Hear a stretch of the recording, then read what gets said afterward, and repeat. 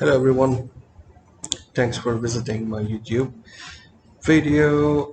Today I'm going to teach you how to initiate a family visit visa, how to initiate a family visit visa for Saudi Arabia. Okay, number one. And number two, I'm going to tell you what to do after you submit a visit visa, family visit visa. And number three, how to get it, how to get the visa stamping on your passport. Okay, and finally I'm going to tell you the mandatory documents required for visiting Saudi Arabia. Okay, I'm going to cover four things today, and this is going to be one video which answers most of your question. I have been reading all your comments posted on different websites, different YouTube videos posted by other individuals, and I've collected all the questions, and this is going to be one video to answer all your questions. Okay, I'll try my best to cover as much as possible. In case if I missed out something, please feel free to leave your comment in the comment box. I will be sure to reply to you as soon as possible. Okay, number one, how to initiate a family visit visa. To get straight to this point, my complete recommendation is to use Microsoft Edge browser. Do not use Chrome, do not use Mozilla Firefox. There seems to be some interface issue with the website. The MOFA website is compatible with the Microsoft Edge. This is from my experience as of today. Today is 23 April 2022. As of today, there seems to be some bug in other websites, other browsers, I mean, the Mozilla Firefox and the Chrome, but I seem to notice that the Edge browser seems to work perfectly fine, Microsoft Edge. Okay, I'm gonna go ahead and click on Microsoft Edge, and this is the URL. This is the website you're gonna go. It's basically https://visa.mofa.gov.sa. I'm gonna give this link in the description of this video as well. Just as a reminder, let me copy and paste it right here. So this is visa.mofa.gov.sa. Okay, now as soon as you load this website, this is the interface that you're going to get. So it's going to question you, are you going to initiate a visa for the organization and sector or for the individuals? Go ahead and select individuals. The intention of this video is to bring your family to meet you in Saudi Arabia. So I'm going to select individuals. Now remember one thing, this procedure applies applicable for pretty much all the other countries as well. This applies for India, Pakistan, Bangladesh, Sri Lanka, Philippines, pretty much all the countries, Asian countries at least. Okay, now as soon as you click on individual, it's going to tell you the select the sub option right here. You have to select the resident option right here. Now remember, as soon as you load this, sometimes this shows up in the Arabic language. All you have to do is scroll right up on the top left corner, you see English. You go ahead and click on English, and this language changes to English. Okay, now when you select individuals, you can select resident under that. Okay, if you're a citizen, you go ahead and select this. If you're a GCC citizen, you would select this option. If you're a resident, meaning you have come here to work with another private organization or a government sector, you'll go ahead and select as resident. I'm going to go ahead and select resident option right here, and you'll see a couple of options listed right here. Now in today's video, we're going to talk about family visit visa application for residents. You want to bring your blood relation or your spouse or your children to Saudi Arabia. This is how you would need to do. This is what you need to do. You go ahead and click on family visit visa application for residents. I'm going to click on it.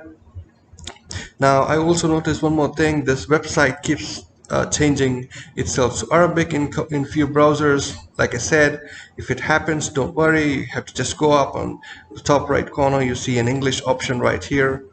Okay, you see an English option right here, and this changes back to English. Okay, the first thing first, it's approval of pledge. So basically you're going to say that you're going to give the right information here, and you go ahead and select I agree. This is just the basic information, but I recommend you to read this and then click on agree or disagree depending upon your situation. So if you want to proceed forward, you go ahead and click on I agree. Okay, and so there are a couple of stages right here. The first one is the declaration that we already did right now.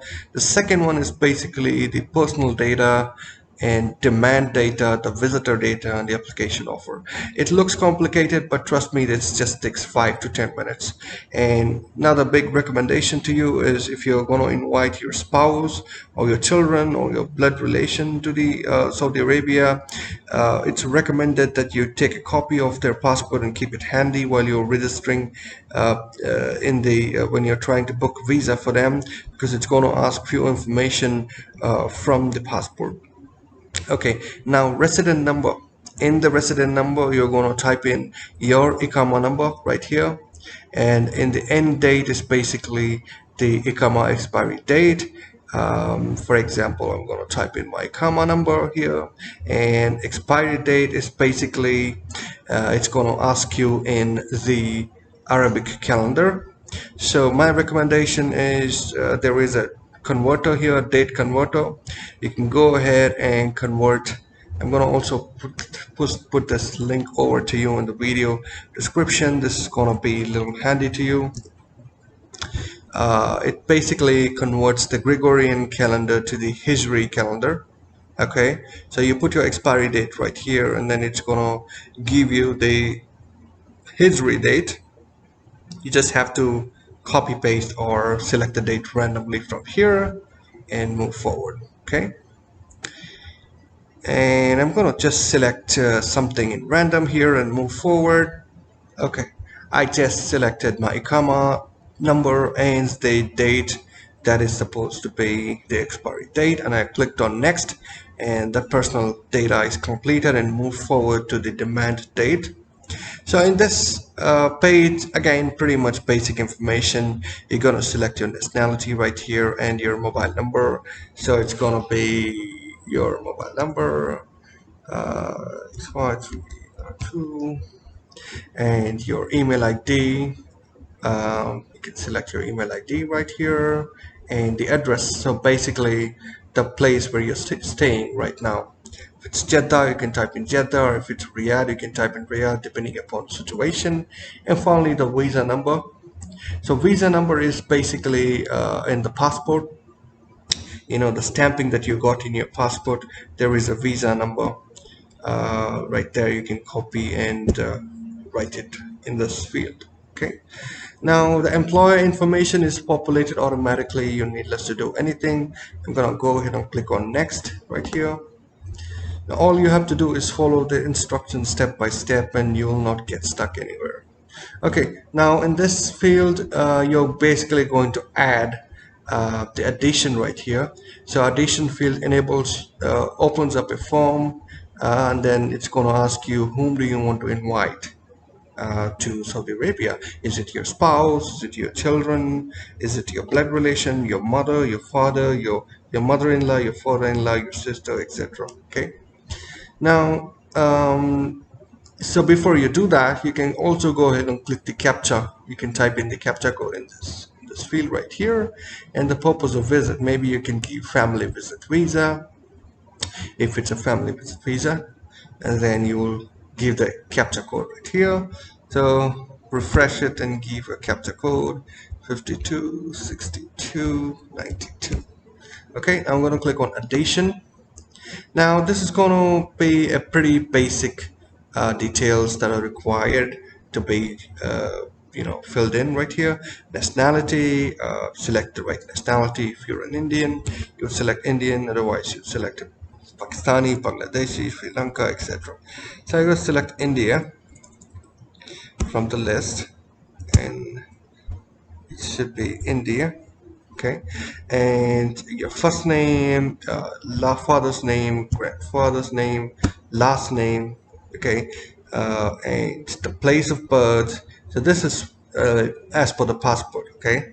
Now this data is basically this detail should be filled in for the individuals who are visiting you, right? Their details. For example, if you're trying to invite your spouse, then it will be your spouse details right here. If you're trying to invite your children, it will be your children's information there. So it says here, please add the person required to visit and fill the required data. So you fill everything based on the passport details, okay. I'm gonna, for example, I'm gonna just say test, test, test, just for the sake of filling it. I'm gonna just type it for test. But first name, last name, and father's name as per the passport. Place of birth, type in the place of birth, date of birth. Again, you can select the date of birth, and this time it's in the English calendar, so you don't have to worry about it. Okay, now I'm gonna select something randomly, and occupation is gonna be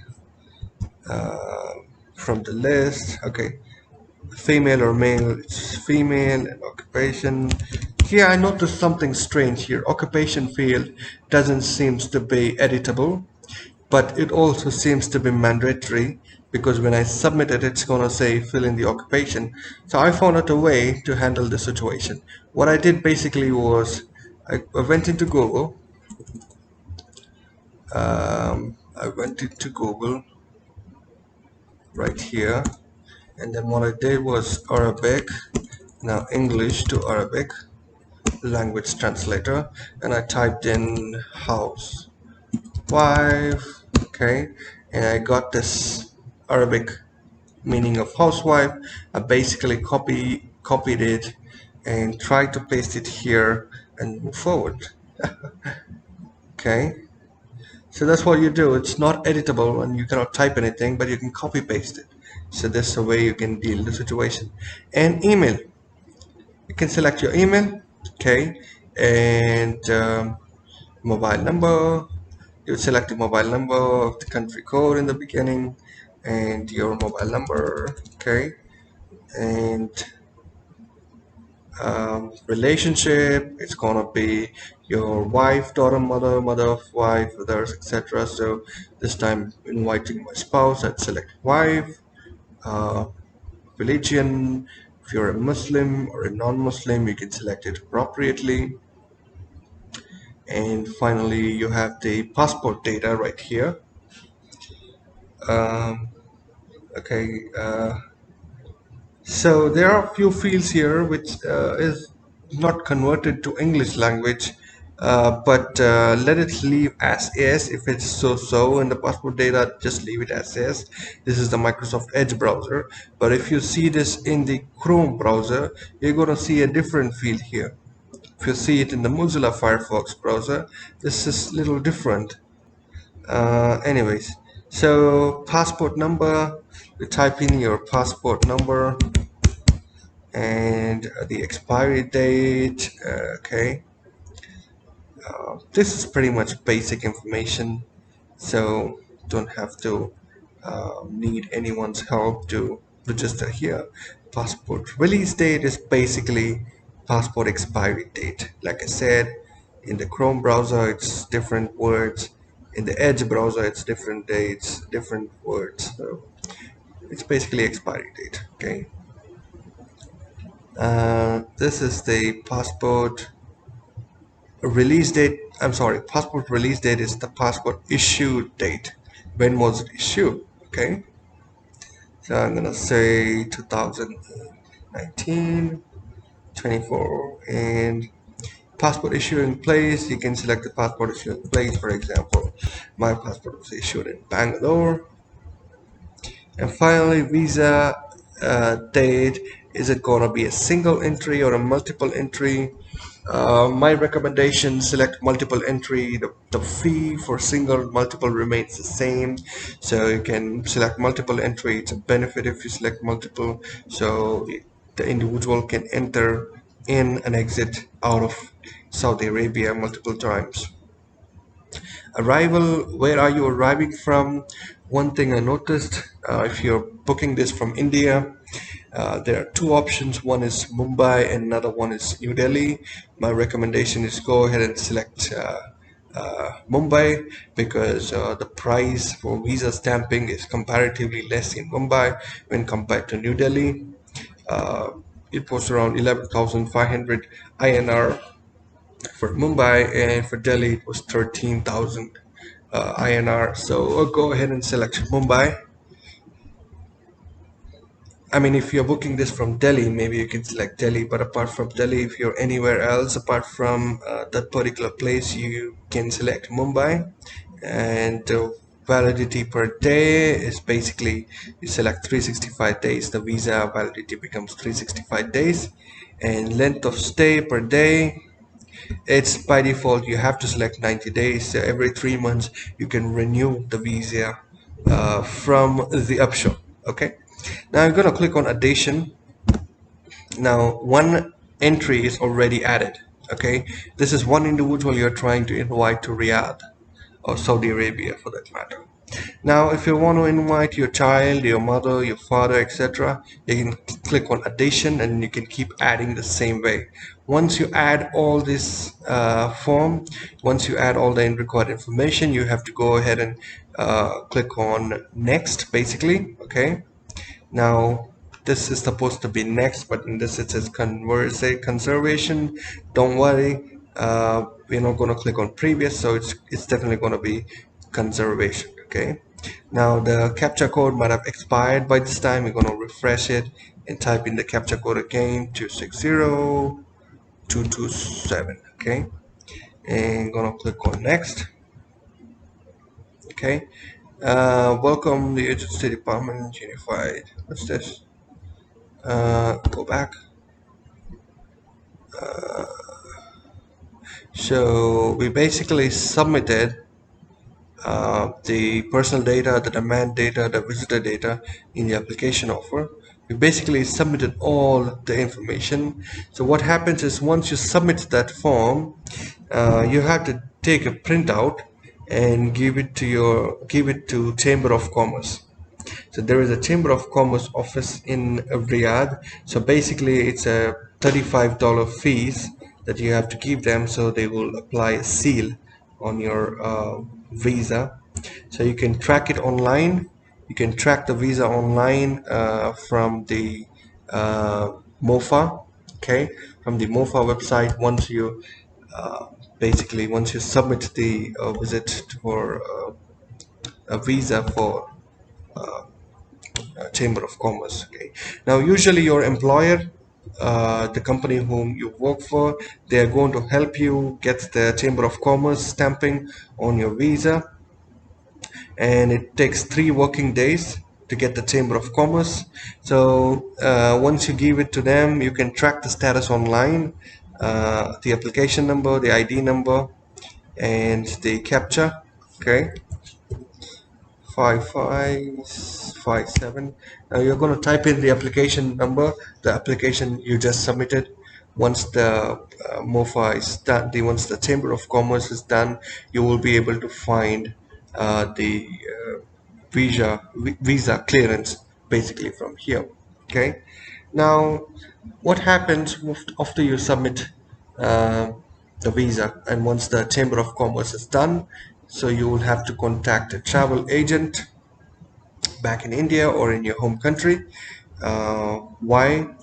Because you have to get your visa stamped on your passport, and the duration of that hardly takes 10 days.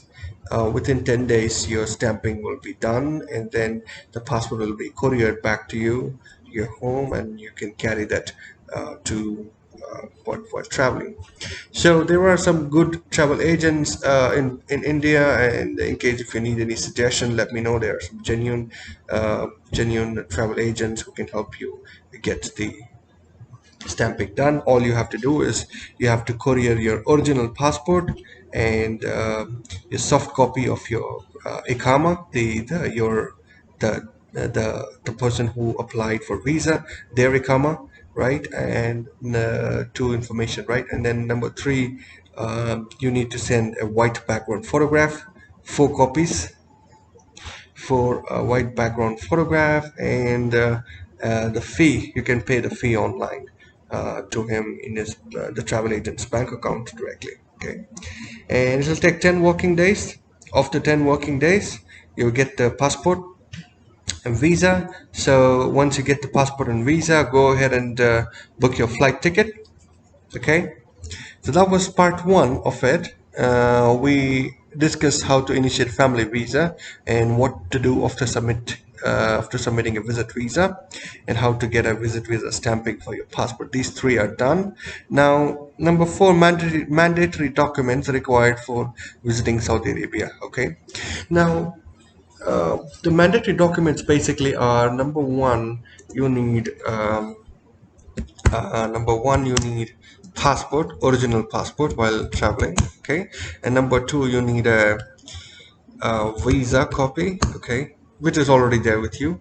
Okay, and number three, you need an insurance. This insurance should cover your COVID related illness. Okay, and this insurance, 1 year insurance, and the visa will be stamped and given by the travel agent that you're going to that you couriered your passport, right? So the travel agent is going to help you get your visa and insurance to you. It's a 1 year insurance. Okay. And number four, you would need the RT-PCR test. At this moment, the Saudi government is not asking you the RT-PCR test, but what happens is if you see in the Pakistani airports, if it's in the Indian airports or the Bangladesh airport, the airports are not updated with the latest information from the KSA. So basically, they keep asking for information which is no longer required. So to be on a safer side, it is okay to get an RT-PCR test done rather than waiting in a long queue and arguing with the officials right there. This is my recommendation. And number five, you can go ahead and get a register in the Mukim. Okay, Mukim registration is also required. Arrival registration. Okay, and what else you need? You need air tickets, of course, air tickets.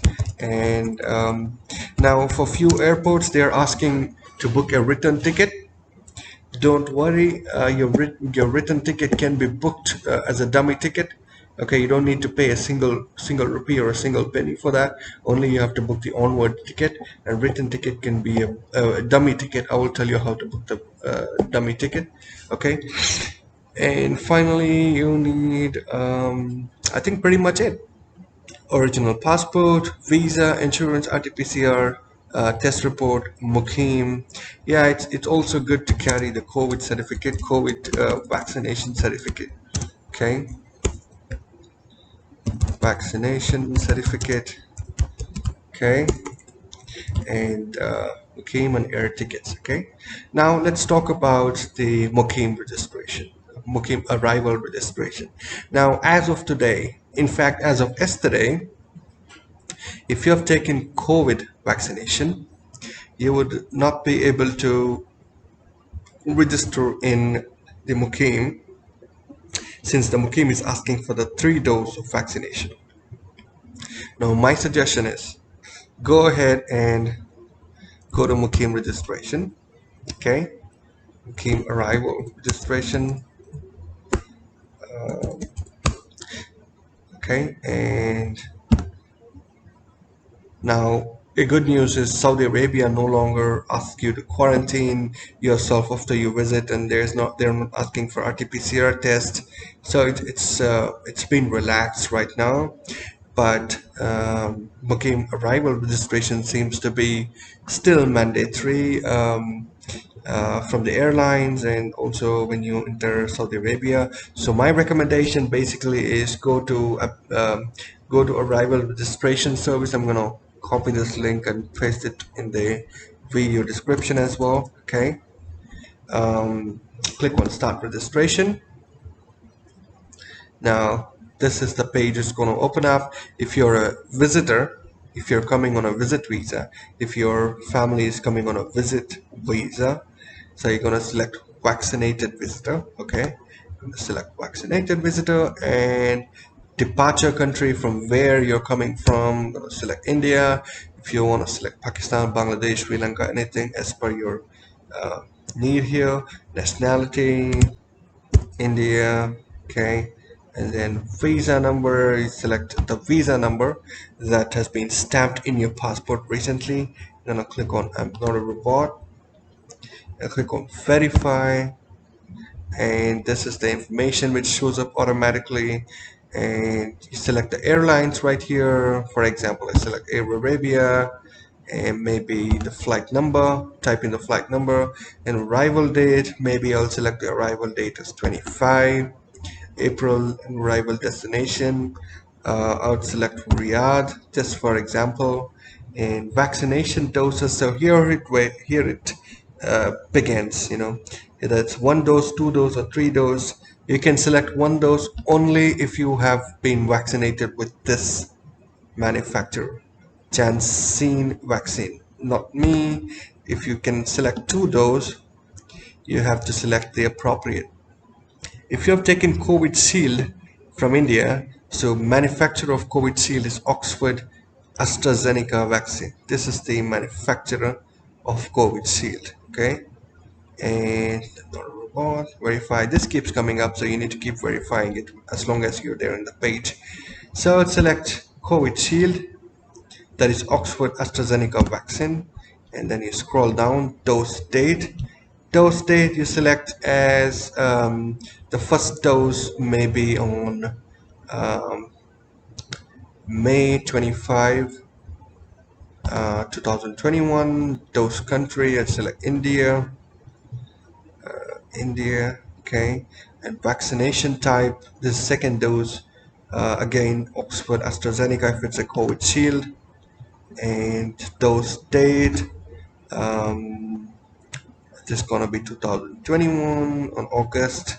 Now if you see here, the second dose was basically taken on 21st, 8 months before, as of 8 months from today, 8 months before today. Now this is not showing up right here. My recommendation is trees. Hold on a second. Okay. My recommendation is go ahead and select as much back as possible. Now, because the reason being, in India, they would not allow you to take the third dose of vaccination unless you are a medical person or you are more than 60 years of old. They not allow you to take a third dose of vaccination. And this tool doesn't allow you to select the date before 8 months. This is the date you can select. Even though your vaccination has a date of 21 or 20 or anything before that, it will not allow you to select the date 8 months from today.